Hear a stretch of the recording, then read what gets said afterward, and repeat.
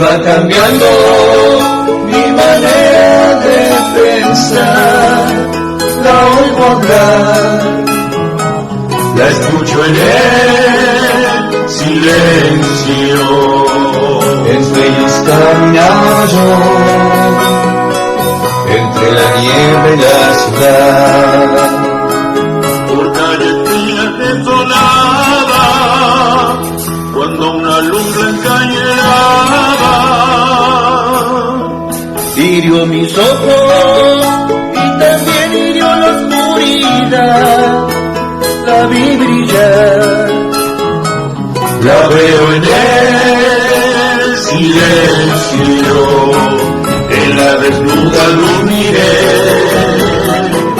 vi 1000 personas tal vez más, gente que hablaba sin poder hablar, gente que oía sin poder oír, y un sonido que los envolvía sin piedad, no puedo oír, sonido del silencio.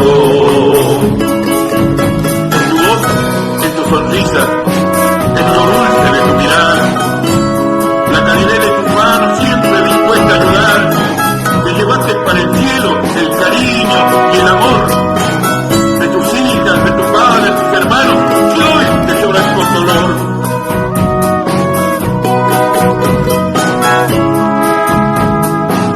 Entonces yo les quise dar, entonces los quise ayudar. Quise sentirlos como hermanos, quise tomarlos de las manos, Pero no podían despertar, ni entender.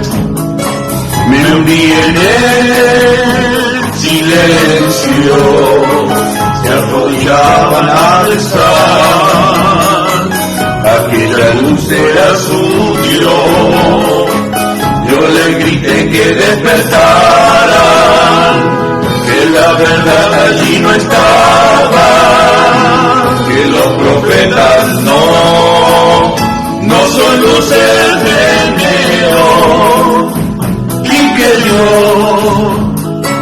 siempre hablaré en silencio.